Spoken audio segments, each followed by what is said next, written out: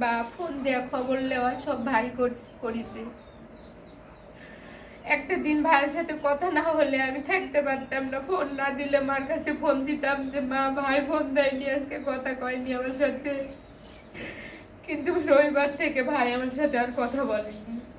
আমি এক ভাই এক বোন, আমার বাবা নাই, বাবা স্ট্রোক করে মারা গেছে। বাচ্চাটা পাওয়া দেখতে পারেনি।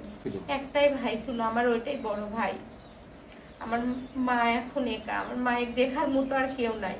তারপরে মঙ্গলবারের দিন টিকিট কাটছে, আবার চলে যাবে। আচ্ছা আচ্ছা, এর মধ্যে ঘটনা ঘটছে। ঘটার পরে আবার টিকিট হলো ক্যান্সেল করে উনি আসছে আপাতত। আমার ভাই আপনার কাজ করছে, বিদেশ থাকছে, আমাদের কিছু বলে যেতে পারেনি। আমার মায়ের জন্য কিছু রেখে যেতে পারেনি। আমার মা শুধু খরচ দিছে, যখন চাইছে যে বাবা 5,000 লাগুক 10,000 লাগুক, আমার এটা লাগবে, বাজার করতে হবে, চিকিৎসা করতে হবে, এইটুকুই আমার ভাই দিছে। আমার মায়েকেও কিছু বলে যায়নি, আমাদেরকেও কিছু বলে যায়নি। বিদেশে গেছিল, যাওয়ার পর উনি 7 বছর ছিল, থাকার পরে আপনি 7 মাসের ছুটি যাচ্ছিল। বিয়ে করে যাওয়ার পরে আমাদের খরচ ছাড়া আমাদের কিচ্ছু দেয়নি। ভাই ছিল আমার সব, যত আবদার। ভাইয়ের পরে আমার বাবার সবকিছু আবদার আমার এই বড় ভাই পূরণ করছে। আমার মাকেও সেই দেখাশোনা করছে বা আমাকেও দেখাশোনা করছে আমার ভাই। আমার ভাই আমার অনেক আবদার পূরণ করছে, বা আমার ভাই আমার জীবনের সবটুকু আমার ভাই সে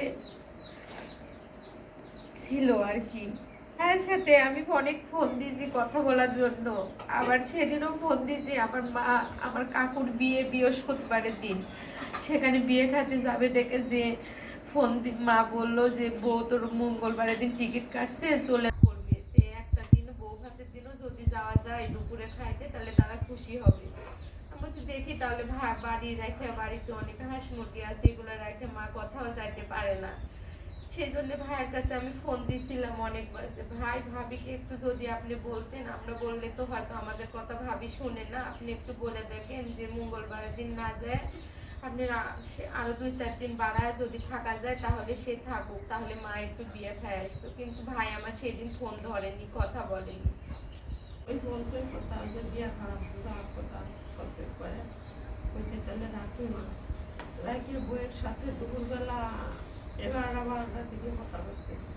কথা কয়ে সে থেকে আর কথা হয়নি গো। এসব নামাজ পড়বে গেছি, রাখে আবার শেষ দাঁত করছি। এই সময় হলো খবর আইলো যে তোমার ছেলের কারখানার আগুন লেগেছে। এই শুনে সেখান থেকে তো কান্নাকাটি। পরিবারের আজকে চলার মতো কোনো পরিস্থিতি নাই। এমন সরকার থেকে তো ডাল চাল চাইতে দিচ্ছে, আর হলো ছেলে টেকা দেয়